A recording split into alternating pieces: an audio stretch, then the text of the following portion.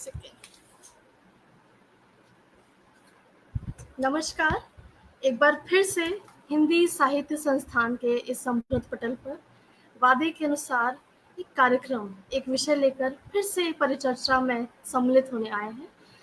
आज हमारे साथ उपस्थित आमंत्रित को हमने किया है गुणीजन को, वो है डॉक्टर पुष्पलता तनेजा जी, जो पूर्व निर्देशक हैं केंद्रीय हिंदी निदेशालय में, और आदरणीय शुभांगिनी सिंह जो आईटी कंसल्टेंट हैं और गुजरात की भूमि से हम सबसे जुड़ी हैं। आप दोनों का बहुत बहुत स्वागत है इस परिचर्चा में।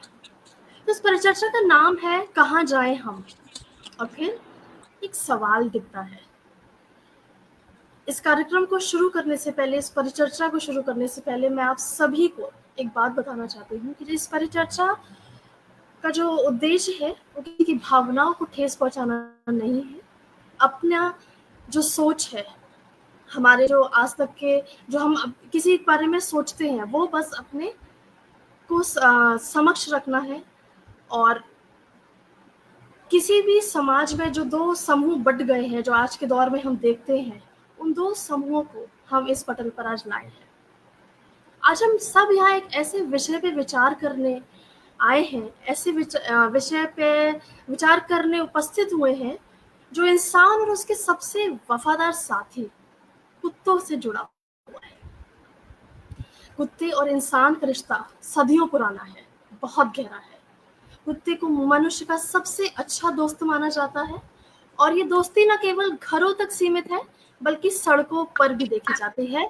परिचर्चा को बीच में रोकती हूँ और हमारे साथ जुड़ चुके हैं आदरणीय गौतम जी, जो IITM के छात्र हैं। आपका इस पटल पर बहुत बहुत स्वागत करती हूँ, अभिनंदन करती हूँ। मैम मेरी वॉइस आ रही है? जी जी जी बिल्कुल। yes, आप अपना माइक म्यूट कर लीजिए, और सभी से विनम्र निवेदन करूंगी कि जब एक्चुअली मेरा ऑप्शन जब आपका नंबर आएगा, जब आपसे प्रश्न पूछा जाए, तभी अपना माइक को अनम्यूट करें और हमें उत्तर दें, अपने विचार रखें, क्योंकि जब कोई बोल रहा होता है दूसरे में थोड़ा परेशानी होती है श्रोताओं को सुनने में और उसको बोलने में भी। तो चलिए वापस आते हैं इस विषय पर कि ये दोस्ती घरों तक सीमित नहीं है, हम सड़कों पर भी देखते हैं।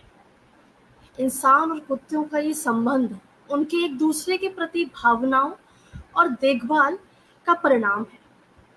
हालांकि आज के समय में कुछ विवाद जरूर उत्पन्न हो गए हैं, कुछ मतभेद उत्पन्न हो गए हैं, खासकर कि जब कुत्तों की देखभाल और उनकी स्थिति पर सवाल किया जाता है।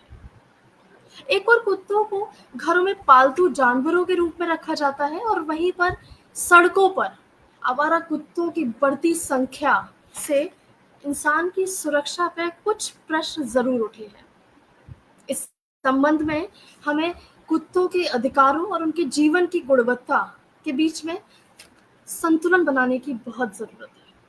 जैसा कि आप सभी जानते हैं कि इस विषय पर सुप्रीम कोर्ट का हाल ही में एक फैसला भी आया है, जिसके बारे में हम बात नहीं करेंगे, आप सभी उससे वाकिफ हैं। यहाँ पे हम सब अपने विचारों को रखने आए हैं। तो ये संतुलन कैसे बनाए, और इसी वजह से इंसान और कुत्ते, जन और जानवर एक सवाल उठाते हैं, और वो सवाल है कहाँ जाएं हम। इस परिचर्चा में हम इसी सवाल का जवाब, इसी सवाल का उत्तर ढूंढने की कोशिश करेंगे। तो चलिए अब परिचर्चा को शुरू करते हैं। और सबसे पहले मैं आदरणीय पुष्पलता तनेजा जी की तरफ जाना चाहूंगी और उनसे इसी विषय पर कुछ प्रकाश डालने के लिए कहूंगी, और एक सवाल के साथ कि जब ये फैसला आ चुका है, जब हम बात कर रहे हैं कुत्तों की, तो शेल्टर होम्स की बात हो चुकी है, स्ट्रीट डॉग्स की बात हो चुकी है, पेट डॉग्स की बात हो चुकी है, तो उसके बारे में आप क्या कहना चाहेंगी, और अपने कुछ अनुभव आप जरूर हम सभी के बीच में रखें। आदरणीय पुष्पलता तनेजा जी, आपका स्वागत है। बहुत बहुत धन्यवाद। और मैं बहुत धन्यवाद इसलिए कह रही हूँ, वैसे तो आप समसामयिक विषय लेते हैं, लेकिन ये तो चल रहा है अभी, इससे ज्यादा समसामयिक तो हो ही नहीं सकता। तो आपका तो पहला सवाल बात ये थी कि काफी जो हैं लोग सड़कों पे और घरों में वफादारी के साथ हैं, वो बात आपकी ठीक है। लेकिन इन दिनों ऐसा हुआ कि 28 जुलाई से बात शुरू हुई कि 37 लाख कुत्तों के काटने की बात आई, और जिसमें 305 जो है वो रेबीज के केस आए, जिसमें 54 तो मर गए। और एक बात तब उठी कि एक कबड्डी के उत्तर प्रदेश के खिलाड़ी हैं, उनका नाम है ब्रिजेश सोलंकी, काफी पेपर में भी आया, टीवी में भी आया। उन्होंने नाले में से एक पप्पी को उठा लिया था, तो पप्पी ने उनको खरोंचा थोड़ा सा, उन्होंने सोचा पप्पी है, छोटा सा बच्चा है, इसे लाइटली लिया मतलब। तो वो उनको हफ्ते बाद असर शुरू होता है ना रेबीज का, तो उनको रेबीज का तो आपको पता है, उसके बाद हो जाए तो कोई इलाज नहीं है। तो उनकी डेथ हो गई। जब उनकी डेथ हो गई तो तब काफी थोड़ा सा शोर भी मचा, हंगामा में, सबको पता ही होगा। लेकिन देखिए ये 11 अगस्त को फिर बैठक बैठी सुप्रीम कोर्ट की, जिसमें 3 जस्टिस थे, justice R Mahadevan, justice Pardiwala, justice JR Maheshwari ji. तो इन्होंने अपना फैसला सुरक्षित रखा था, और उस समय उन्होंने कहा कि ये फैसला अंतरिम फैसला है, और हम 8 सितंबर को फिर बात करेंगे। लेकिन क्योंकि संशोधन हो गया इसमें 3 दिन पहले, तो उन्होंने इसको अक्टूबर तक कर दिया है। ठीक है, आप ये देखिए कि आम जनता के लिए आपने बात उठाई, तो उसमें मैं ये कहना चाहूंगी कि आम जनता की सेफ्टी बहुत बड़ी चीज है, और आम जनता की सेफ्टी के लिए ही ये सब हो रहा है। जितना भी परिणाम आने में टाइम तो लगता ही है, और एनिमल्स लवर और एनिमल हेटर्स 2 भागों में बट गए देश। उसमें India Gate, Connaught Place, gold city hall, greater Noida, और वो पालम नगर और यमुना नगर, जयपुर में अल्बर्ट हॉल में, बम्बई में आजाद मैदान, लखनऊ में लोहिया पार्क, यानी मतलब कितनी जगह पे प्रदर्शन हुए। तो ये जब संशोधन आया तो जंतर मंतर में इसकी खुशी भी मनाई गई कि थोड़ा सा वो मिला। और देखिए इसमें बॉलीवुड भी इन्वॉल्व हो गया था और नेताओं के साथ, और धार्मिक पक्ष रखे गए कि हम एक रोटी, सनातन धर्म का रूल है, एक रोटी गाय को देते हैं, एक रोटी कुत्ते के लिए निकालते हैं। तो वो चीज भी ध्यान में रखनी चाहिए। और साथ में ये भी है कि काल भैरव की पूजा जो है, उसके बिना, कुत्ते के पूजा के बिना काल भैरव की पूजा कंप्लीट नहीं होती, क्योंकि ये उसकी सवारी माना गया है। जब इससे अतिरिक्त अगर हम देखें तो मिथुन चतुर्वेदी जी ने 116 कुत्तों के लिए 45 करोड़ की संपत्ति लिख दी, और मड आइलैंड के पास उनका एक फार्म हाउस है जिसमें सारी सुविधाएं शामिल है, वो उन्होंने उनके कुत्तों के नाम कर दी। लेकिन हम दूसरा पक्ष भी जरूर देखेंगे कि कुछ ऐसे भी लोग हैं जो क्रुएल्टी पे उतर आते हैं। परेशानी तो होती है, गंदगी भी होती है, काटते भी हैं, प्यार भी करते हैं, सब है। तो क्रुएल्टी के लिए मैं एक थोड़ा उदाहरण आपके सामने जरूर रखना चाहूंगी।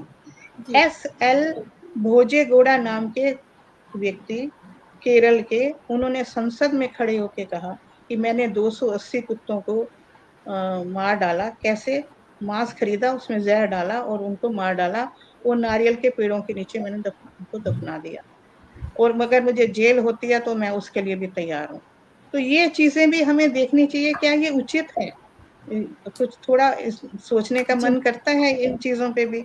अच्छा, कुत्ता काटता है तो तुषार मेहता जी ने कहा कि कोई सामने नहीं आता, सब पीछे हट जाते हैं, कोई डॉग लवर सामने नहीं आता।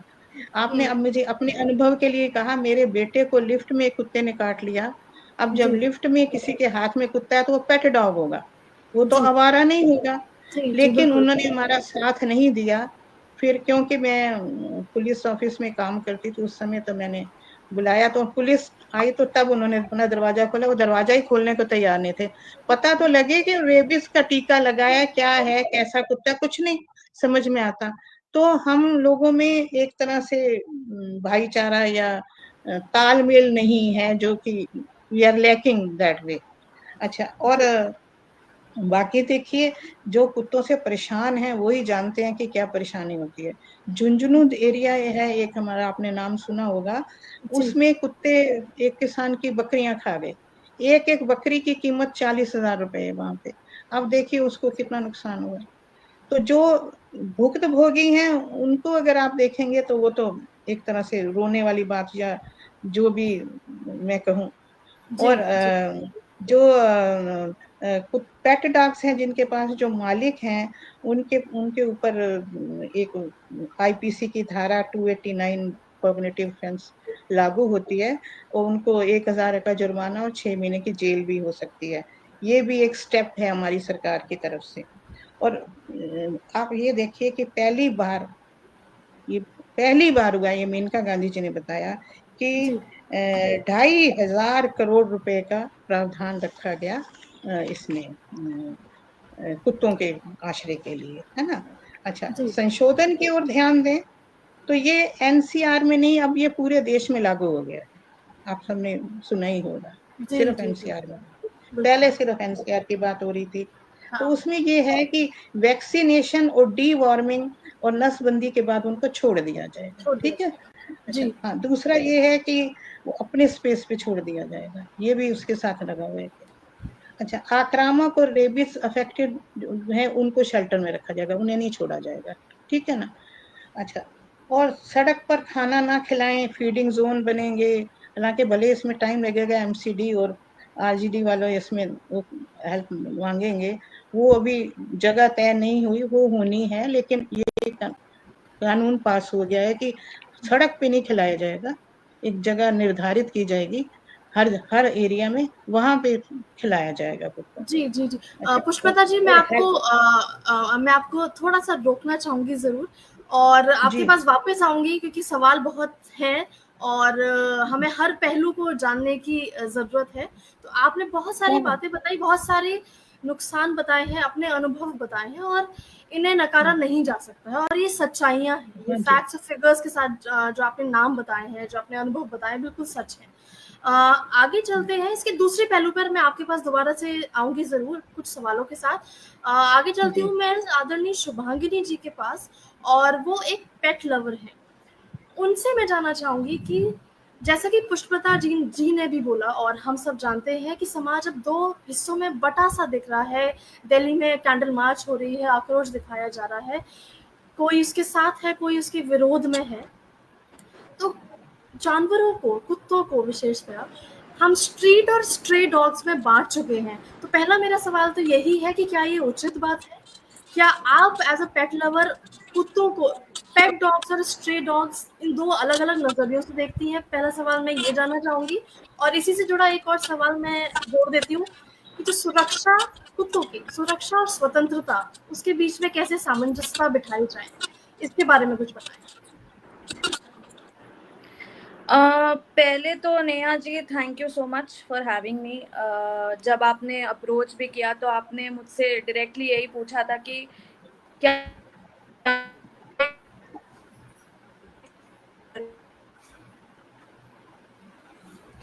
और मैं उस पे रिप्लाई किया।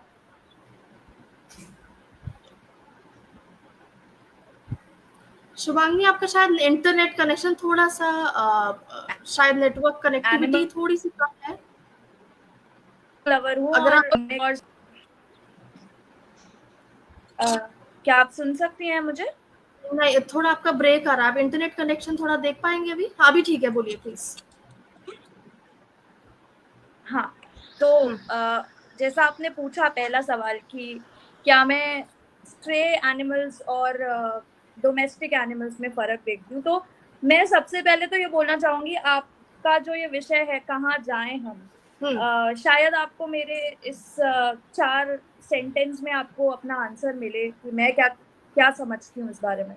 जी डोमेस्टिक एनिमल्स की जब हम बात करते हैं तो जो आज के डेट में हम स्ट्रे डॉग्स भी देखते हैं सड़कों पे, जी वो डोमेस्टिकेटेड ही हैं। अच्छा, ठीक है। डॉग जैसी कोई क्रीड नहीं थी, कोई रेस नहीं थी।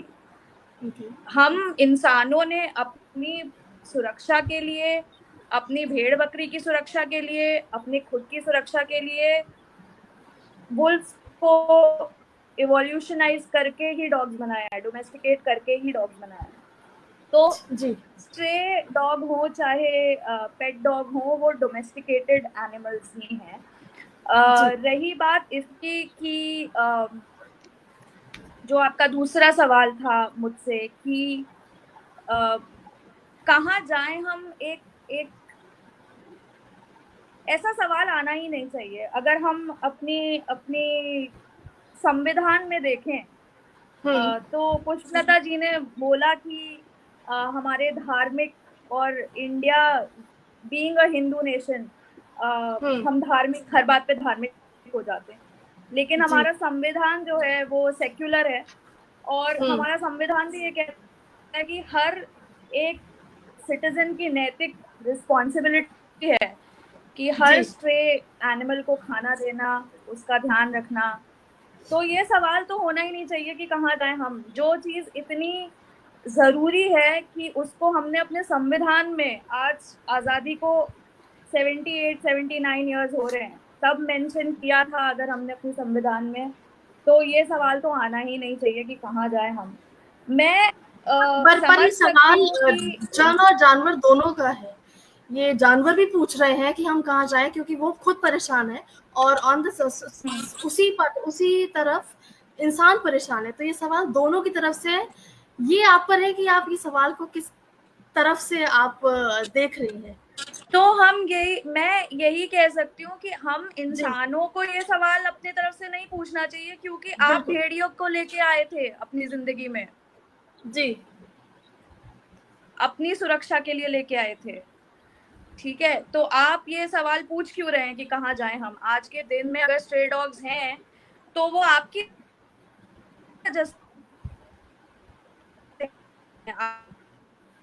आपके पुतों की वजह से हैं कि, तो उनका ये सवाल पूछना कोई मतलब नहीं है, क्योंकि आप उनको लेकर के आए हैं। अगर आप आज डिसाइड करते हैं कि आपको सबको गोली मार के खत्म कर देना है, तो आप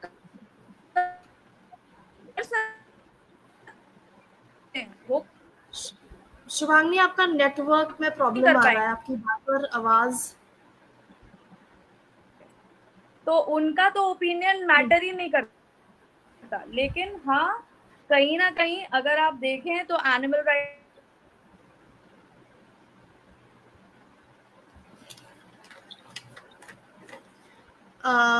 मैं बीच में रोक रही हूँ शुभांगी की बात को, क्योंकि उसकी शायद इंटरनेट कनेक्टिविटी कुछ प्रॉब्लम आ रहा है। उससे पहले मैं जाऊँ गौतम जी की तरफ, मैं जो पटल पर अपना समय निकालकर हमारे साथ जुड़े हैं श्रोतागण, उनका जरूर से धन्यवाद ज्ञापित करना चाहूंगी। हमारे साथ जुड़ चुके हैं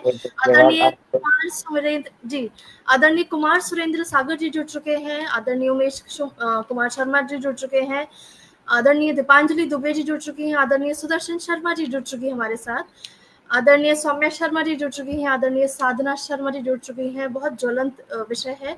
आदरणीय शिल्पा पटेल जी हमारे साथ जुड़ चुकी हैं और आदरणीय रितंबरा सिंह जी हमारे साथ जुड़ चुकी हैं। आप सभी का बहुत बहुत अभिनंदन करती हूँ इस पटल पर जुड़ने के लिए। और शायद शुभांगिनी जी की इंटरनेट थोड़ा कनेक्शन में प्रॉब्लम आ रही है, वो हमारे साथ दोबारा जरूर जुड़ेंगी। तो उन्हीं की बातों को मैं आगे लेके आदरणीय गौतम जी आपकी तरफ चलना चाहूंगी और पूछना चाहूंगी आपके क्या विचार हैं इस विषय पर कि कहाँ जाएं हम, ये जन पूछे या जानवर पूछे, और किसकी सुरक्षा, किसकी स्वतंत्रता का ये बड़ा विषय है, आज हम सभी के समक्ष खड़ा हो गया है। क्योंकि अगर मैं सिर्फ कुत्तों की बात ना करूं, मैं मथुरा से आई हूँ, वृंदावन की नगरी से आई हूँ, बंदरों का बहुत आक्रोश है। तो आजकल लोग अपने घरों में एक तार लगा के बैठे हैं, अपने घरों में डर के बैठे रहते हैं, जानवर बहुत परेशान करते हैं। और ये बात सच है, जैसे पुष्पलता जी आपने भी बोला था कि क्रूएलिटी, जो जिस तरीके से जानवरों को प्रताड़ित भी किया जाता है, उसको भी हम नहीं नकार सकते, उसको भी अनदेखा नहीं कर सकते। तो गौतम जी, आपका इस बारे में क्या मत है, जरा आप हम सभी को बताएं। मेरे हिसाब से देखा जाए तो मैं शुभांगिनी जी से काफ़ी ज़्यादा सहमत हूँ, मैं उनकी बातों से काफ़ी सहमत हूँ, क्योंकि उन्होंने बताया कि पहले हम ही इनको लेकर आए थे, हमने भेड़ियों से इनको कुत्तों में कन्वर्ट करा जी, जैसे हमारी भेड़ बकरियां चल पाए, मतलब कि हम उनको बचा पाए, राइट। जी, जी। अब अगर हम उनका इस्तेमाल करें, हमारा भी पहली बात तो एक फ़र्ज़ बनता है इंसानियत के नाते कि जितना उन्होंने हमारे लिए करा, हम भी उनके लिए उतना करें। अगर वो हमारी बिल्कुल। भेड़ अगर उन्होंने हमारी रक्षा करी, तो हम भी उनकी रक्षा करें। और जी, ही बेज़ुबान जानवर कुत्तों की तो वो आज से नहीं, वो बहुत टाइम से रहते आ रहे हैं। और क्रुएल्टी सिर्फ़ जानवरों में नहीं, इंसानों में भी बहुत है।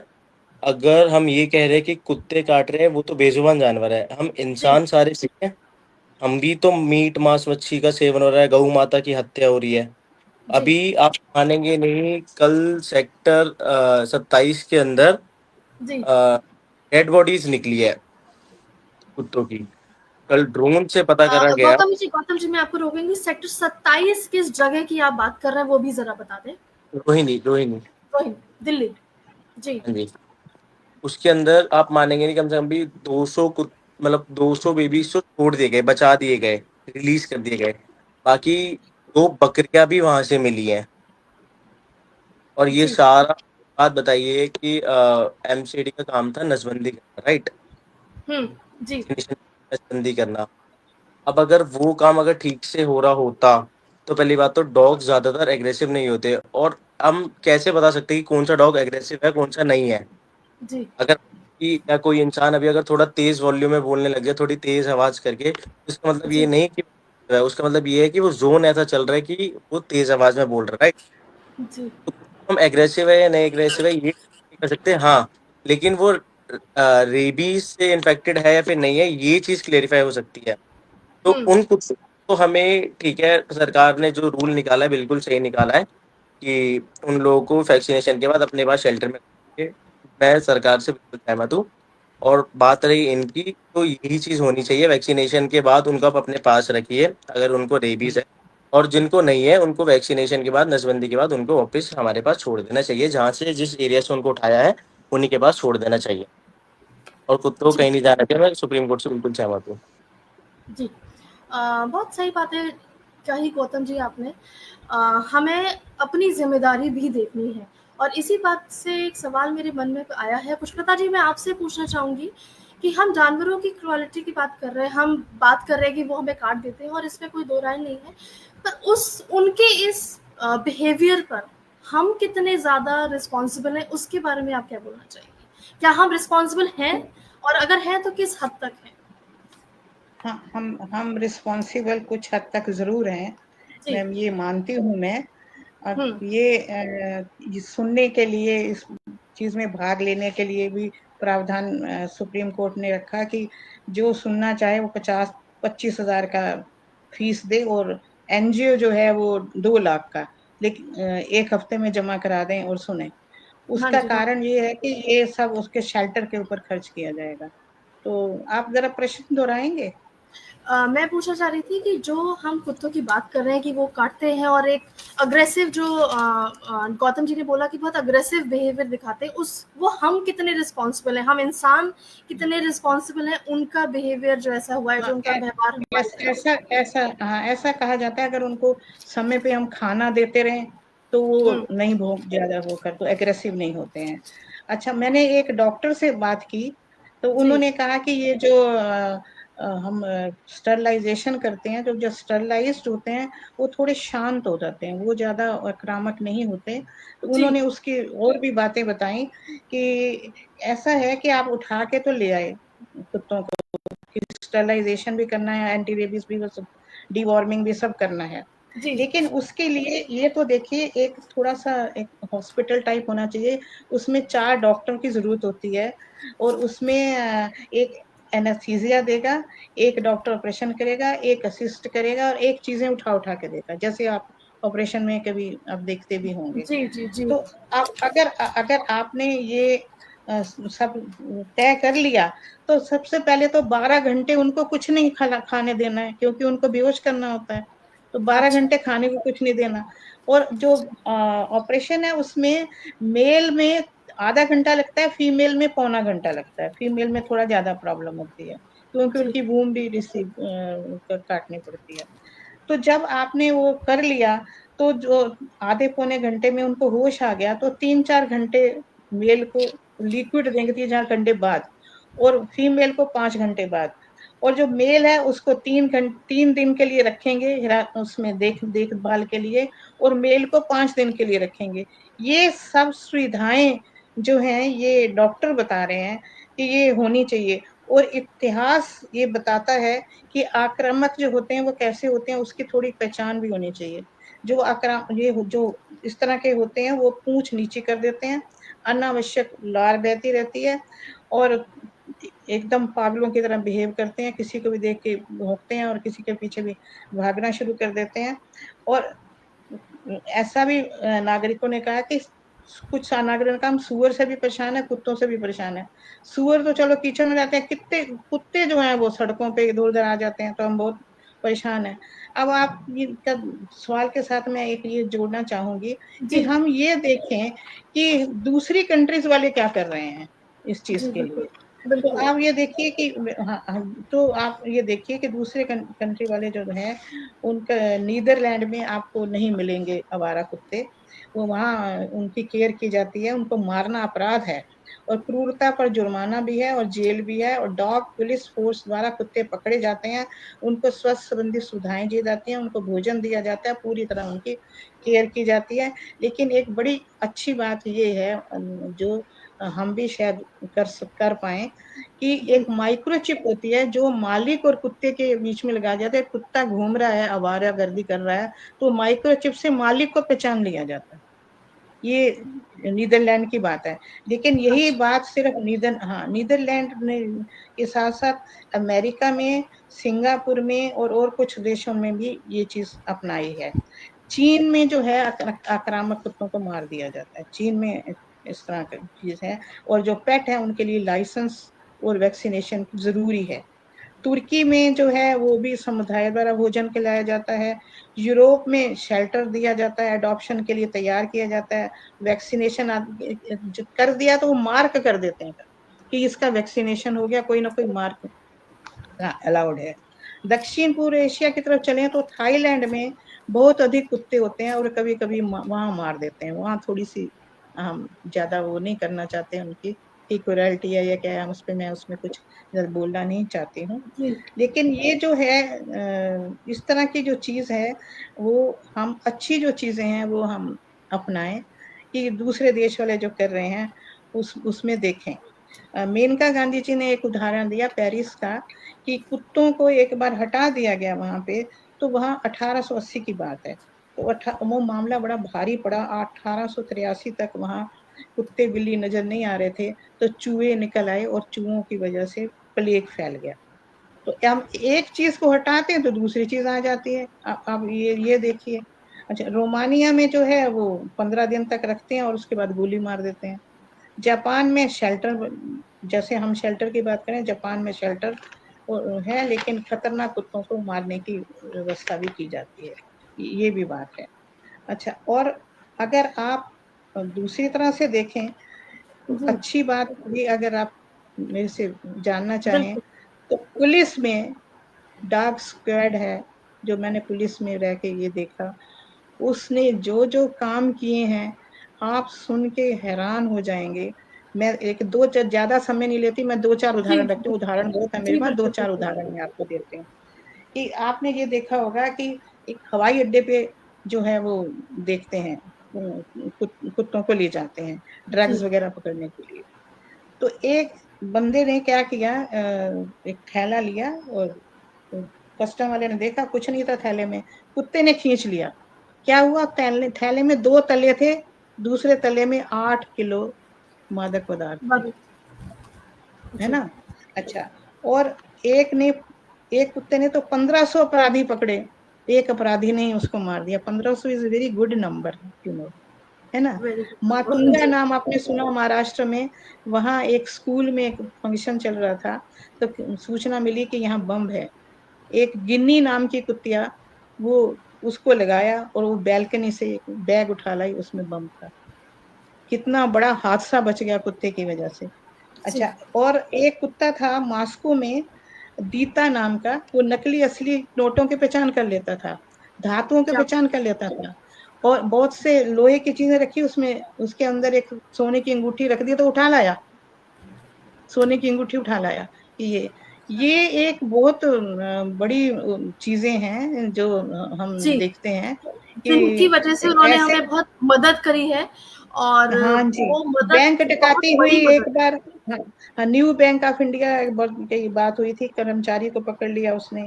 और इस तरह से जो एक चीज और भी होती है, कोई आपदा आने वाली हो ना, भूकंप आने वाला हो या कोई चीज होती है, तो कुत्ते को भौंकने का स्टाइल दूसरा हो जाता है, वो बता देते हैं। तो ये भी एक बड़ी हेल्प चलिए, समझिए आपने या जो आपने बहुत सारी उदाहरणों के साथ उनकी अच्छाइयाँ भी बताई हैं, किस तरह वो हमारे लिए बहुत ज़्यादा उपयोगी जी हैं, बहुत ज़रूरी हैं, अहम हिस्सा है हमारे जीवन का, वो भी आपने बताया है। अब आगे चलते जी। हैं, मैं दोबारा से शुभांगिनी जी की तरफ जाना चाहूँगी और उनसे पूछना चाहूँगी, क्या आपने कभी किसी पेट को ट्रेन किया है? और अगर किया है तो वो आपका कैसा अनुभव रहा? उससे जुड़ता हुआ एक और सवाल है, जो स्ट्रीट डॉग्स की हम बात कर रहे हैं, अगर हम उन्हें ट्रेनिंग दें या उन्हें ट्रेनिंग देना आसान होगा, या ये एक सॉल्यूशन हो पाएगा, ये एक उपाय हो पाएगा जिससे हम उनके जो नेचर, जो बहुत बार अग्रेसिव नेचर की जो बात हो रही है, जो अ, वो कम हो सकता है, ऐसा कुछ हो सकता है, ट्रेनिंग दी जा सकती है? और आपने ट्रेनिंग दी है तो आपका अनुभव कैसा रहा, ये बताइए। नेहा जी, मैं ये बोलूंगी, देखिए मैंने अपने बचपन से शायद 3 साल की उम्र से कुत्ते रखे हैं घर में, जी बड़े जी छोटे अलग अलग ब्रीड्स के। जी मैंने एक इंडी भी रखा है घर के अंदर, तकरीबन 7-8 साल पहले। जी वो अभी यहाँ नहीं है हमारे साथ, लेकिन मैंने उनको रिलोकेट करके फॉस्टर करके अडॉप्ट कराया है। वो अभी कोयम्बटूर में है। वो इंडियन परिया डॉग, जो हमारे इंडी होते हैं, स्ट्रे डॉग्स, वो है। जी मैं आपको एक बात बताऊंगी कि हर ब्रीड का अपना एक ट्रेनिंग, अभी फिलहाल मेरे पास एक लैब्राडोर है। इससे पहले मेरे पास एक कॉर्गी था। मेरा पहला कुत्ता एक जर्मन शेफर्ड था, जो कि पुलिस ट्रेन डॉग था। जी आई मीन पुलिस ब्रीडिंग से आया था, तो जी उसके अंदर वो गुण थे। तो देखिए, जैसे ह्यूमंस में होता है कि डॉक्टर का बेटा अच्छा डॉक्टर बनता है, या एक नेशनल डॉग चैंपियन अगर है, तो उसके जो बच्चे होंगे वो उसके अंदर स्वाभाविक वो गुण आ जाएंगे। तो वो जी चीजें कुत्तों में भी होती हैं।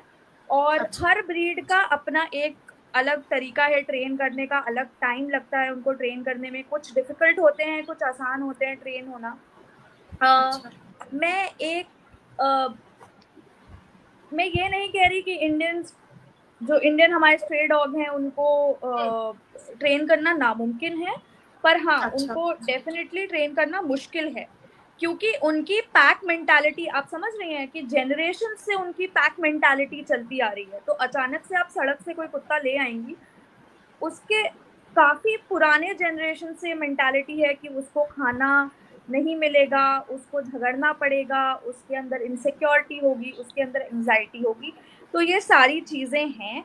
और हाँ, उनको ट्रेन करना मुश्किल होता है कंपेयर्ड टू ब्रीडेड डॉग्स, ये सच है। जी पर जी मैं पुष्पलता जी ने कुछ चीजें मेंशन करी, मैं क्योंकि हमारे पास वक्त थोड़ा कम है, मैं क्विकली वो जी कवर करना चाहूंगी। तो जी आई जी होप बिल्कुल। वो क्वेश्चन आपका आंसर हो गया कि जी हाँ, हाँ, ब्रीड टू ब्रीड डिफर करता है, और इंडियंस को थोड़ा ट्रेन करना मुश्किल होता है, क्योंकि और उनको एक गंदगी एक में रहने चीज की आदत होती है। शुभांगी, एक एक चीज और मैं इसमें पूछना चाहूंगी, जोड़ दूं यहीं पे, क्या संख्या बहुत ज्यादा है, ये भी एक वजह है जो मुश्किल है? सड़कों पे कुत्तों की संख्या बहुत ज्यादा है, ये भी क्या वजह हो सकती है? जी बिल्कुल, वो तो वजह है ही, लेकिन ये जो दिक्कत है नेहा जी, वो ये है कि संख्या ज्यादा क्यों है। क्या अच्छा म्युनिसिपैलिटी आज आज फॉर्म हुई है, या 10 साल पहले फॉर्म हुई है, या 15 साल पहले फॉर्म हुई? जी नहीं, म्युनिसिपैलिटी बहुत पहले से एक डिपार्टमेंट है जो हर बिल्कुल। बड़े शहर में वर्क कर रहा है। ठीक है, छोटे शहर में बीडीओज हैं जो डेवलपमेंट पे वर्क कर रहे हैं। तो ये प्रॉब्लम जो आज आई है, अगर म्यूनिसिपैलिटी डिपार्टमेंट स्टार्टिंग से ये काम कर रहा होता, तो हमें आज की डेट में ये प्रॉब्लम नहीं फेस करनी पड़ती। जी दूसरी चीज जो पुष्पलता जी ने बोली कि डेवलप्ड नेशंस का उन्होंने एग्जांपल दिया कि क्या हो रहा है जी चीन में, पेरिस में, ये सब डेवलप्ड नेशंस है। आप लोगों को शायद बुरा लगे, लेकिन सच्चाई है कि भारत एक डेवलप्ड नेशन नहीं है। अंडर डेवलप्ड इकोनॉमी है। अगर नेशन। अच्छे शब्दों में बोलूं तो डेवलपिंग नेशन है। हमारे पास इंसान यहाँ के मतलब 100 करोड़ लोग एक दिन में 100 रुपए नहीं कमा रहे हैं, तो हमारे पास कुत्तों को पालने का पैसा तो नहीं है, लेकिन जी। जो डिपार्टमेंट्स हैं उनको तो सैलरी मिल रही है। और ये जो सोल्यूशन सुप्रीम कोर्ट ने इनिशियली दिया, जिसपे अब जैसा कि पुष्पलता जी ने बोला कि अब बोल दिया गया है कि नहीं, सबको नहीं कन्फाइन किया जाएगा और हम वैक्सीनेशन कराएंगे और जो ठीक होंगे उनको हम रिलीज कर देंगे, स्टेलाइजेशन कराएंगे। तो लेकिन जो पहला डिसीजन था वो कभी भी वर्कआउट नहीं कर सकता है अगर आप एक इकोसिस्टम में रहते हैं। अगर आज की डेट में मैं सारे चूहे भी मार दूं जी, तो भी आपका इकोसिस्टम वर्क नहीं करेगा, बैलेंस और बिगड़ेगा। दूसरी बात यह है कि हम as an under developing economy ready नहीं है। अभी हमने 5 साल पहले कोरोना फेस किया है, हम रेडी नहीं है एक और प्लेग के लिए या एक और disturbance in the food chain के लिए। फूड चेन का स्ट्रे डॉग्स बहुत बड़ा पार्ट हो चुके हैं। जैसे छिपकली, अगर आज की डेट में मैं सारी छिपकलियां मेढक मार दूं तो हमारा इकोसिस्टम हिल जाएगा। तो वैसे ही स्ट्रे डॉग्स भी इंडियन इकोसिस्टम के बहुत बड़े पार्ट हो चुके हैं। और हमें ये भी समझना पड़ेगा कि ये जो म्युनिसिपैलिटी डिपार्टमेंट है, क्या ये एक बार में, जैसे उन्होंने 3 महीने की डेट दे दी कि सबको रीशेल्टर कर दीजिए और हटा दीजिए दिल्ली एनसीआर से, तो वो 3 महीने बाद वो म्युनिसिपैलिटी डॉग डिपार्टमेंट करेगा क्या? उनका जॉब क्या होगा? क्या वो डिपार्टमेंट डिसॉल्व हो जाएगा? क्या उनको सबको नौकरी से निकाल दिया जाएगा या दूसरे विभागों में शिफ्ट कर दिया जाए? क्या करेगा वो डिपार्टमेंट? तो अगर उन्हें भी कंटिन्यूटी देखनी है उस चीज की, तो जो अप्रोच है वो यही होना चाहिए कि आप अवेयरनेस पे ध्यान दें, आप इन चीजों पे ध्यान दें, आप रेबीज के वैक्सीनेशन कंपल्सरी कराएं मोहल्लों में, गलियों में। अगर मैं एक क्योंकि मैं एनिमल लवर हूँ और मैंने बचपन से कुत्ते पाले, इसलिए मैं बताना चाहूंगी, मुझे नहीं पता आप सबको ये पता है या नहीं, बट अगर मैं रेबीज के इंजेक्शन अभी लेती हूँ, अनुमान मुझे एक कुत्ते ने काट लिया और मैं जाती हूँ और मैं अपने कोर्स लेती हूँ, तो कुछ 5 इंजेक्शन आज की डेट में लगते हैं। पहले 14 लगा करते थे, अब 5 लगते हैं। और 5 के बाद अगर आप चाहें तो आप 1 साल बाद फिर से एक बूस्ट डोज ले सकते हैं, और उसके बाद आप 10 से 12 साल के लिए इम्यून हो जाते हैं रेबीज के लिए। फिर अगर कोई कुत्ता आपको काटता भी है तो आपको जरूरत नहीं है रेबीज का शॉट दोबारा लेने की। ठीक है, तो ये अवेयरनेस, ये चीजें लोगों को पता होनी चाहिए। पहली बात, अगर आपको इतना खतरा लग रहा है आज की डेट में लोगों को कैंसर का खतरा लग रहा है, सारी औरतें जाके एचपीवी का वैक्सीन लगवा रही हैं या नहीं लगवा रही हैं? बहुत औरतें हैं, लेकिन वो अवेयरनेस लाना जरूरी है। ये चीजें अवेयरनेस के थ्रू जाएंगी, डिपार्टमेंट के कंसिस्टेंट परफॉर्मेंस के थ्रू जाएंगी। ऐसा नहीं हो सकता कि आप अचानक से उठा के एक पूरे फूड चेन के पूरे लेवल को उड़ा देंगे और आपको लग रहा है कि कुछ नहीं होगा, कोई फर्क नहीं पड़ेगा। तो ऐसा नहीं होने वाला है। दूसरी बात यह है कि जो माइक्रो चिपिंग की बात पुष्पलता जी ने कही, वो सिर्फ और सिर्फ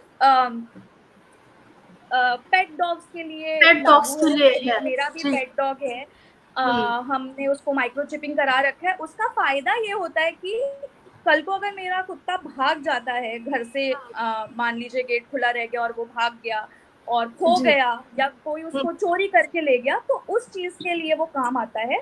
उससे इस चीज का कोई रिलेशन नहीं है जो हम यहाँ डिस्कस कर रहे हैं। और दूसरी चीज जो उन्होंने मेंशन करी कि कुत्तों ने, जैसे उन्होंने मेंशन किया कि गिनी नाम की एक लैब्राडोर थी जिसने टेररिस्ट को पकड़ा, तो अगेन वो ब्रीडेड डॉग्स हैं। अगर हम इंडीज की बात करें तो डेफिनेटली हमारी आर्मी ने सजेस्ट किया है कि आने वाले टाइम में इंडीज को हम यूज करना चाहेंगे, क्योंकि वो काफ़ी रेजिलियंट होते हैं, उनकी बहुत ज़्यादा डिमांडें नहीं होती हैं, आप उनको कुछ भी खाने को दे सकते हो, आप उनको कैसे भी रख सकते हो। तो एक बहुत अच्छा इनिशिएटिव है जो इंडियन आर्मी की तरफ से आया है। हालांकि उन्होंने लागू नहीं किया है अभी तक, लेकिन हाँ वो ऐसा सोच रहे हैं। और इवन ऑपरेशन सिंदूर के टाइम पे भी बॉर्डर एरियाज पे इंडीज ने काफ़ी हेल्प करी है, स्ट्रे डॉग्स ने काफ़ी हेल्प करी है, आर्मी ने ओपनली इस चीज़ के बारे में बात करी है। सोल्जर्स काफ़ी आसानी से, क्योंकि वो ड्यूटी पे होते हैं पूरे टाइम, तो जो उनके स्ट्रे डॉग्स होते हैं उनसे काफ़ी अच्छी उनकी दोस्ती हो जाती है। तो उस दोस्ती का उन्होंने एकदम कर्ज अदा किया है हमारे बॉर्डर के स्ट्रे डॉग्स ने। तो जैसे अगर हमें अगेन कमिंग बैक टू आपका जो क्वेश्चन है कहाँ जाएं हम, ये सवाल आना ही नहीं चाहिए मेरे हिसाब से। ये निहायत ही बकवास सवाल है। मतलब कहाँ जाएं हम, क्यों जाना है? वो आपकी मदद कर रहे हैं, आप उनकी मदद कर रहे हैं, यही इकोसिस्टम है, यही सिम्बायोटिक रिलेशनशिप है। आप जाइए और 5वीं कक्षा की बायोलॉजी पढ़िए और फूड चेन समझिए, ईवीएस की किताबें पढ़िए। जो लोग भी इस चीज़ को सपोर्ट कर रहे हैं उनको जाके ये बेसिक नॉलेज समझनी ज़रूरी है। कम्युनिटी को, जितने ये एनिमल एक्टिविस्ट हैं जो अभी मोमबत्ती लेके बाहर निकल गए हैं या पिट रहे हैं और अपनी वीडियोस वायरल कर रहे हैं, आप हफ्ते में 1 दिन दीजिए, मोहल्लों में जाइए, लोगों को रेबीज के इंजेक्शन के बारे में बताइए, लोगों को बताइए कि डॉग्स को हर डॉग के काटने पे आपको ऐसा नहीं है कि आपको रेबीज ही हो जाएगा। उनको बताइए कि कुत्तों को आपको ज़्यादा फीड करने की ज़रूरत नहीं है। कुत्तों का मेटाबॉलिज्म इंसानों के मेटाबॉलिज्म जैसा नहीं होता है। आप उनको दिन में 1 बार भी खिलाएंगे तो वो बहुत है उनके लिए। ठीक है, मैं एक बात बताना चाहूँगी। बहुत सारी आपने इन्फॉर्मेशन दी है और बहुत ज़रूरी इन्फॉर्मेशन है। अवेयरनेस की बात आपने करी है और हर बात में जब हम कोई भी चर्चा करते हैं तो हमारी अवेयरनेस पे हमेशा बात आती है कि हमें ज़्यादा से ज़्यादा जानना चाहिए उस विषय के बारे में। और इस पर चर्चा को आगे बढ़ाएंगे उससे पहले मैं एक बात सबको बताना चाहूँगी। मैं आऊँगी पुष्पलता जी आपके पास कि सवाल कभी भी गलत नहीं होता। मैं एक शिक्षिका रह चुकी हूँ और जब हम क्लास में पढ़ाते हैं तो बच्चे अनंत और अलग-अलग तरीके के सवाल पूछते हैं। तो आपकी सारी बातें सही हैं, पर मैं उस बात पे ज़रूर बोलना चाहूँगी कि सवाल को गलत मत बताइए, उसका सही उत्तर ढूँढने की यहाँ एक कोशिश है। तो बस मैं उसी बात पे आपको बोलना चाहूँगी शुभांगी जी कि सवाल कभी भी गलत नहीं होता, किसी ने भी उठाया हो, कहीं से भी उठाया हो। तो हम देखिए नेहा जी, मैंने ये नहीं कहा कि सवाल गलत है या सही है। नहीं, आपने जो शब्द का प्रयोग किया उसके बारे में बोल रही हूँ। किसी के लिए नहीं आपने बोला है, बट मैं अपना व्यक्तिगत तौर पे और एक पटल की तरफ से आपको बोलना चाह रही हूँ कि कभी भी सवाल को गलत मत बताइए। अगर आपके पास सही जवाब है तो वो सुनने को हर कोई यहाँ बैठा है, क्योंकि हम कर क्या रहे हैं, हम इंसान हैं। हर दिन हर जगह हर इंसान से सीखते हैं और यही एक परिचर्चा, यही चर्चा का जब घर में भी 4 लोग बैठे होते हैं तो अलग अलग तरीके के विचार समक्ष रखते हैं। तो इसमें कोई गलत या कोई सही बात नहीं है। तो बिल्कुल मैं नहीं कहती आपका सवाल गलत है या जो भी ये विषय है ये गलत है। मैं समझ गई। ये विषय बिल्कुल सही है, लेकिन ये सवाल पूछना कि कहाँ जाएं, अगर कल को आप मुझे बताइए, अगर मैं समझ गई आपकी बात शुभांगी, जो कि वॉर की नहीं, लेकिन मुझे ये क्लैरिफाई करना जरूरी है नेहा कि आप मुझे ये बताइए कि कल को अगर हमारी कंट्री में वॉर हो जाता है, वॉर लाइक सिचुएशंस हैं और एनक्रोचमेंट हो जाती है, या आज के टाइम पे पाकिस्तान ऑक्यूपाइड कश्मीर है, अगर वो आ गए हैं आपकी कंट्री में, वो घुस गए हैं या हम उनकी में घुस गए हैं, तो क्या आप ये सवाल पूछेंगे कि कहाँ जाएं हम? सवाल आपकी कंट्री है, आप कहाँ जाएंगे? ये सवाल आना ही ये सवाल आना चाहिए कि कैसे लड़े सवाल आपने बहुत ही अलग तरीके से। हम देश के बाहर नहीं निकाल रहे हैं किसी को भी, इंसानों को, जानवरों को, हम किसी को देश निकाला नहीं कर रहे हैं किसी का। और मुझे लगता है देश निकाला करते नेहा जी तो ज्यादा अच्छा होता। यहाँ पे जैसा कि गौतम ने बताया, रोहिणी में दुनिया से ही निकाला कर दे रहे हैं। और जब ये न्यूज आई थी, मुझे सबसे पहली चीज यही लगी थी कि जो एक्टिविस्ट थे वो आके बोल रहे थे कि हमारे पास इतना पैसा नहीं है, कैसे लोग 3 महीने में शेल्टर बना लेंगे।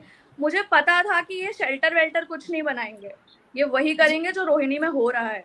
क्योंकि हम हमेशा कभी भी कोई बात कर रहे हैं, जब किसी का हम निदान ढूंढ रहे हैं, हम उसका सोल्यूशन की तरफ जा रहे हैं, तो हमेशा हम जी सिस्टम बिल्कुल, मैं वही कह रही हूँ कि सवाल सोल्यूशन का होना चाहिए कि अब इसका सोल्यूशन क्या है। ये परिचर्चा है। एक सेकंड, सबको मौका मिलेगा, सब लोग बैठे हैं इस मंच पर और सभी आदरणीय है हमारे लिए।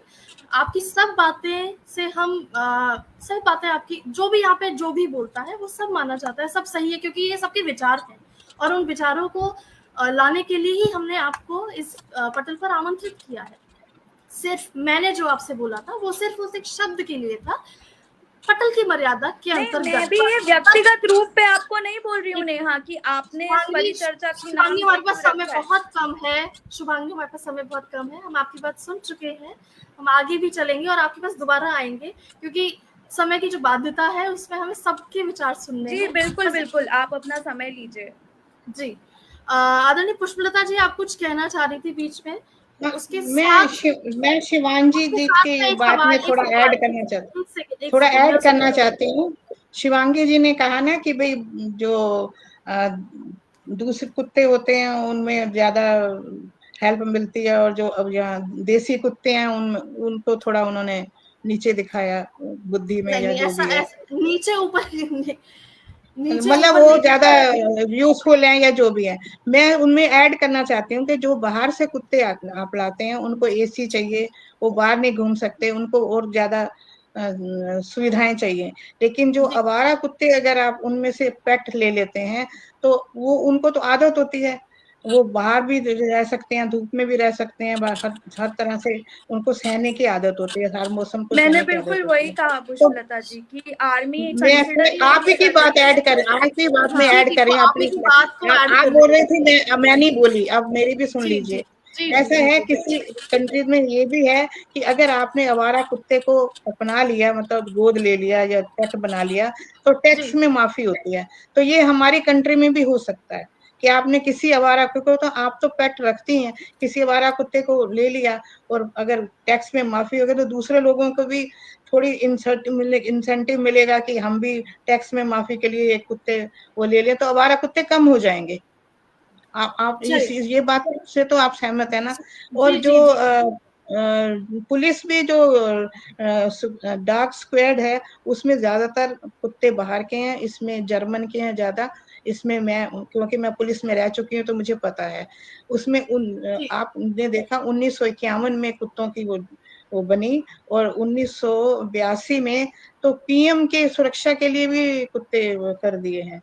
लेकिन ये आवारा कुत्तों का उसमें वो नहीं आया। लेकिन जब आप आवारा कुत्तों को पेट बनाएंगे और उनको ट्रेन करेंगे तो हमारी समस्या आवारा कुत्तों की भी कम हो जाएगी, खर्चा बहुत कम हो जाएगा। ये मैं ऐड करना चाह रही थी।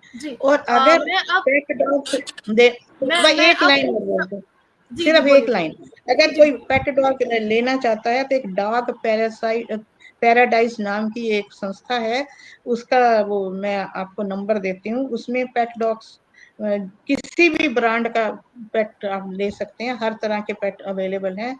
9989994472। ये नंबर आप लिंक पे डाल सकती हैं, बाद में लोग देख लेंगे जो भी श्रोता है। और अब इस पर चर्चा को आगे चलती है और गौतम जी की तरफ जाना चाहूंगी। शुरुआत ही हमने करी थी एक रिश्ते से कि इंसान और कुत्तों का बहुत पुराना रिश्ता है और बहुत सुंदर रिश्ता है, सबसे वफादार साथी हम उन्हें उसी को माना है। बचपन में कहानियां बहुत पढ़ी हैं कि सबसे अच्छा दोस्त हमारा एक कुत्ता था और इसमें कोई दो राय नहीं है। मैं आपसे जानना चाहूंगी कि कुत्तों की तरफ से आप अगर आपके जीवन में कोई सकारात्मक प्रभाव अगर आपके जीवन में कभी पड़ा हो तो बताइए, और क्या उससे कुछ सकारात्मक प्रभाव पड़ता है अगर हमारे घर पे अगर कोई जानवर होता है, तो उसके बारे में थोड़ा प्रकाश डालिए। आपकी लास्ट में वॉइस ब्रेक हुई, आप क्या सवाल रिपीट कर सकते हैं?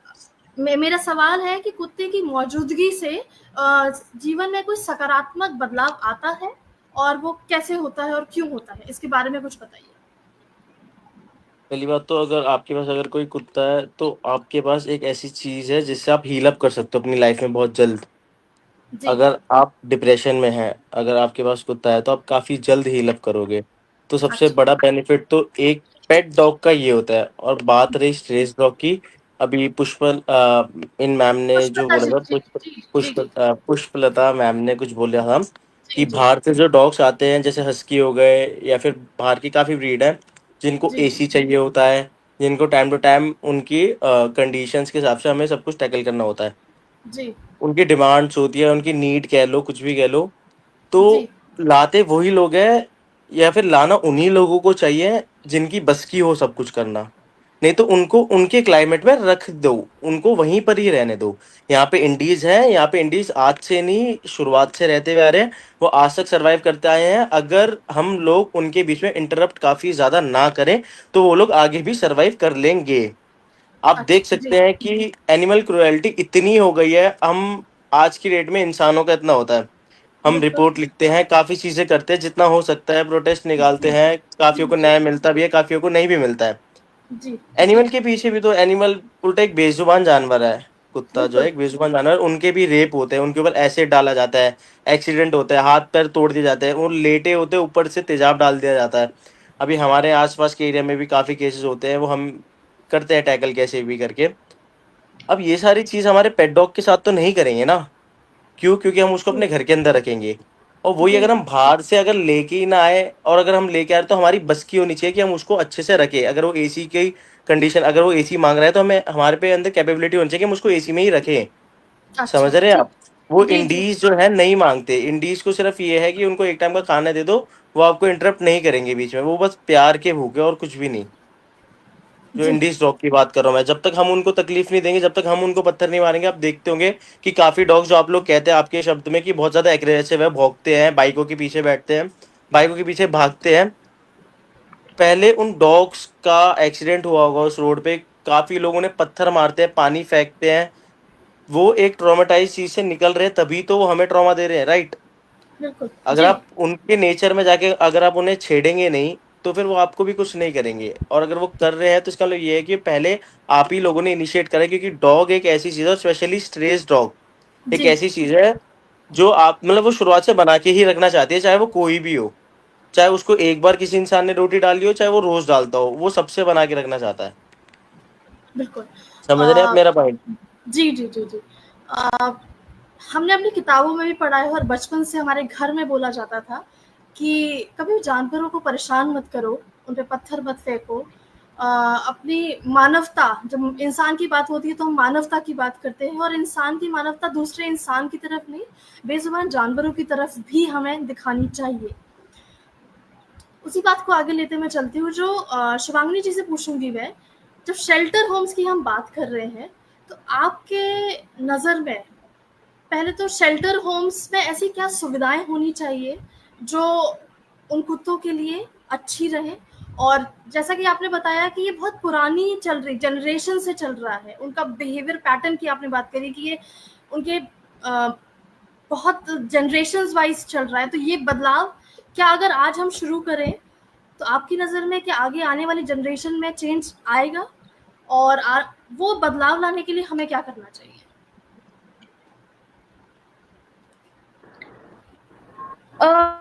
नेहा जी, पहले तो मैं बस ये बोलूंगी कि पहली बात, वो व्यक्तिगत रूप से आपके लिए नहीं था, क्योंकि आपने कहा कुत्ते भी अरे यही मेरे सवाल लिए नहीं था पूछते हैं और शिवांगी जी, इंसान भी पता यही है सवाल मुझे। पूछते हैं। नहीं, मैं क्लैरिफाई करना चाहती हूँ कि जी, मैं जी, ठीक कुत्तों है, और ठीक है। इंसानों दोनों को कह रही हूँ कि ये सवाल मत पूछो, क्योंकि वो उनकी भी जमीन है, वो आपकी भी जमीन है, जी, तो जी, जी। सवाल नहीं आता। रही ठीक है। बात पुष्पलता जी, मैंने किसी को भी मैंने ये नहीं कहा कि इंडीज या हमारे स्ट्रे डॉग शुभांगी, अब कहीं से भी मेरे को कम है। मेरा जो सवाल है पहले उससे ले लो। मैं उस पे आऊंगी, प्लीज क्योंकि नेहा उससे आ आपने जाना। बात की ठीक है, ठीक है। जनरेशनल जी, बैकग्राउंड की, इसलिए क्लैरिफाई करना जरूरी है कि हम जी, जनरेशनल इवोल्यूशंस हर हर जानवर में आते हैं, स्पीशीज, सिर्फ हर हर स्पीशीज। जानवर में, हर क्रीचर में आते हैं। इवन बैक्टीरिया भी जनरेशनल इवॉल्व होता है, कोविड भी जनरेशनल इवॉल्व हो रहा है, ठीक है? जी, तो मैंने बस ये कहा कि क्योंकि उनकी पैक मेंटालिटी होती है, इसलिए उनको ट्रेन करना थोड़ा मुश्किल होता है, क्योंकि उनको इतने जनरेशन से किसी ने ट्रेन नहीं किया है। और हाँ, जी, वही, क्योंकि मुझे अच्छा लगा जान के कि आप पुलिस डिपार्टमेंट से हैं, तो मैंने वही कहा कि इंडियन आर्मी एक्चुअली ट्राई कर रही है कि ये लैब्राडोर्स और जर्मन शेपर्ड्स को रिप्लेस करके इंडियन डॉग्स को यूज करें, क्योंकि वो हमारे क्लाइमेट के ज्यादा यूज हुए हैं। तो जैसा गौतम ने कहा कि हम बाहर से किसी को लाते हैं तो हमें उनको वो क्लाइमेट देना चाहिए, या तो फिर हम मत लाएं। तो मैं उसी पे बताऊंगी कि शेल्टर होम्स में एक्चुअली क्या सुविधाएं चाहिए। अगर हम सिर्फ इंडी या स्ट्रे डॉग्स की बात करते हैं तो हमें ज्यादा कोई सुविधा नहीं चाहिए। अच्छा। अगर आप खाना देने में भी स्ट्रगल कर रहे हैं, आपको फूड का भी बजट इश्यूज हैं, अगर आप एक टाइम भी इंडीज को फीड कर रहे हैं इनिशियली, तो कोई दिक्कत नहीं है। दूसरी चीज, साफ पानी, सफाई, वैक्सीनेशन और स्टरलाइजेशन, क्योंकि एक शेल्टर के अंदर जब कुत्तों में हीट्स आते हैं, जैसे ह्यूमंस में हर 1 महीने पे हमें मेंस्ट्रुएशन होता है फीमेल्स को, वैसे ही कुत्तों में हर 6 महीने पे मेंस्ट्रुएशन होता है। और क्योंकि उनके लिए सेक्स इज जस्ट हार्मोनल, उसमें कोई इमोशन इन्वॉल्व नहीं होता हमारी तरह। तो इसलिए जब वो टाइम आता है तो कुत्ते ज्यादा अग्रेसिव हो जाते हैं मेल्स, क्योंकि उनको स्मेल से उनके हार्मोन्स एक्टिवेट होते हैं। तो स्टरलाइज बहुत जरूरी है। अगर स्टरलाइज नहीं होगा तो बहुत लड़ाइयाँ होंगी, वो आपस में लड़ कट के मरेंगे। तो स्टरलाइजेशन एक बहुत ज़्यादा इम्पॉर्टेंट चीज़ है। वैक्सीनेशन ऑफ कोर्स, क्योंकि अगर अच्छा, वैक्सीनेशन सिर्फ रेबीज का नहीं नेहा जी, मैं ये बताऊंगी, वैक्सीनेशन कुछ बेसिक वैक्सीनेशन होते हैं, जैसे कि कैनाइन डिस्टेम्पर और पार्वो। ये बेसिक वैक्सीनेशन होते हैं, जो फर्स्ट वैक्सीनेशन होते हैं पपीज को दिए जाते हैं। उसके बाद जब पपी 3 महीने का हो जाता है, 3 महीने से पहले आप रेबीज का वैक्सीनेशन पपी को नहीं दे सकते, क्योंकि उनको वो उनकी बॉडी झेल नहीं सकती है। अच्छा।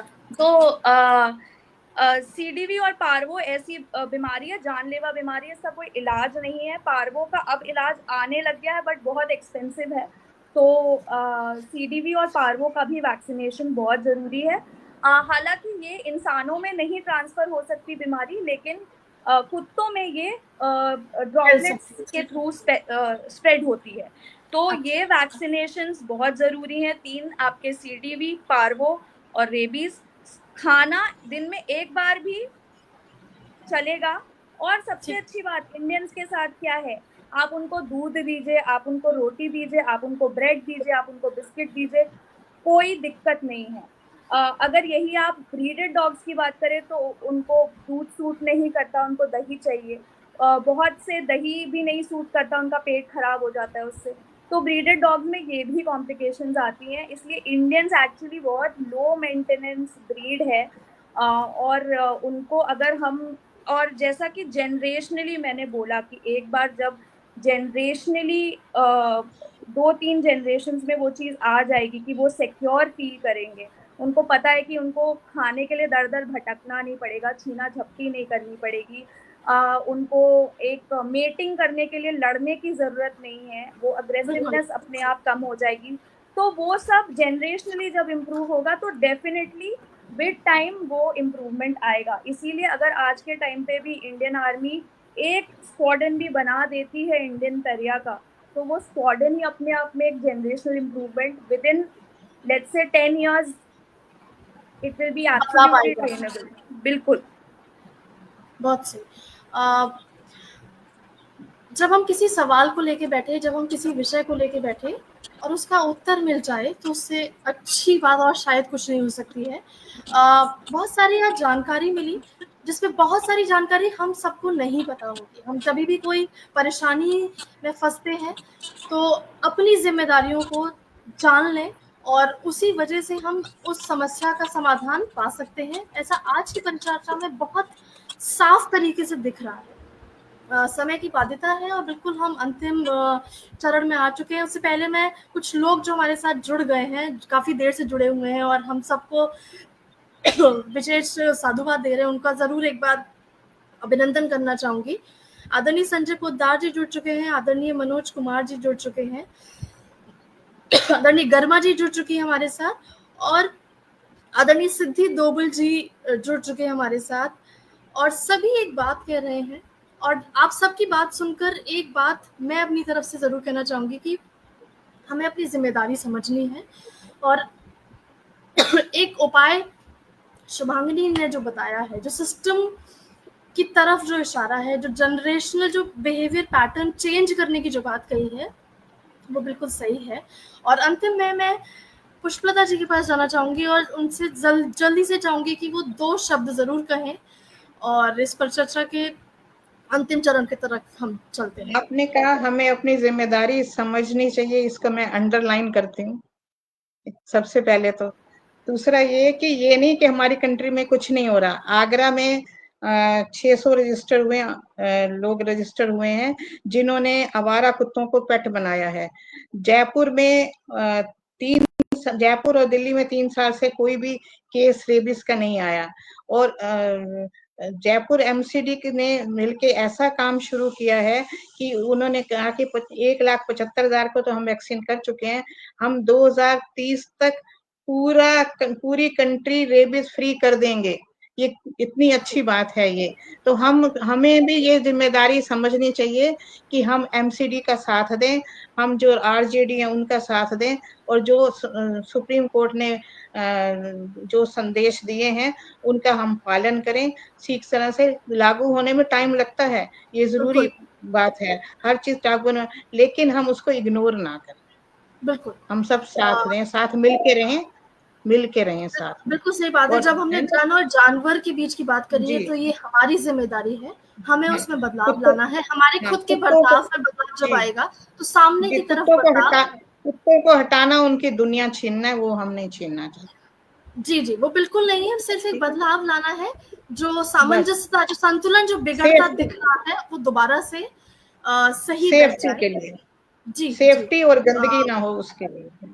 जी, वातावरण को हम सही बना दें, समाज को हम सही बना दें, किसी के लिए भी एक खौफ का, एक डर का माहौल ना हो, ना जन के लिए ना जानवर के लिए, क्योंकि ये दुनिया सबके लिए बराबर है, सबका हक बराबर का है।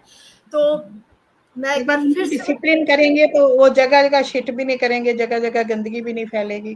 तो ये सब वो हमारी ही जिम्मेदारी है, वो जिम्मेदारी भी हमारी है। वही आपने जो जिम्मेदारी वाली बात कर रही है, मैं उसको दोबारा अंडरलाइन कर रही हूँ। जी क्योंकि वो जिम्मेदारी हमारी है और हम सब ये जिम्मेदारी भली भांति उठाएं और जाने, ये बहुत जरूरी है। और एक बार फिर से मैं इस पटल पर जो भी हमारे साथ आमंत्रित हैं, आदरणीय पुष्पलता जी, गौतम जी, शुभांगी जी, आपका बहुत बहुत धन्यवाद करूंगी कि आपने अपना समय निकाला और बहुत बढ़िया, बहुत ज्यादा जानकारी दी है। क्योंकि हम सतह पे बहुत बातें करते हैं, लेकिन उसके अंदर जाके जब हम फैक्ट्स की बातें करते हैं, जब हम अवेयरनेस की बातें करते हैं, जो चीज़ हमें जाननी चाहिए, बेसिक्स जिन्हें हम बोलते हैं, जो हम नहीं जानते हैं, वो सब आपने, गौतम ने, शुभांगिनी जी ने, पुष्पलता जी ने हमें दी है। और मैं उम्मीद करूंगी कि हम सब अपने जीवन में उतारें और ये बदलाव ये हम शुरू करें और ये बदलाव आगे भी चलता रहेगा। तो आज की परिचर्चा को यही विराम देते हैं और इस वादे के साथ कि हर बार एक नए विषय के साथ, दोबारा नए लोगों के साथ, नए सवाल के साथ, नए जवाब के साथ फिर से इस पटल पर उपस्थित होंगे। नमस्कार, जय हिंद, शुभ रात्रि।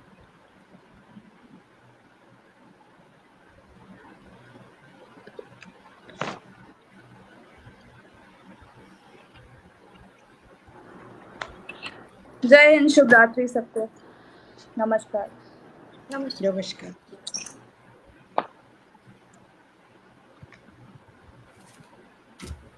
सुंदर संचालन के लिए बधाई। बहुत बहुत आभार पुष्पलता जी। मैं विभा जी से कहना चाहूंगी कि वो लाइव स्ट्रीम जी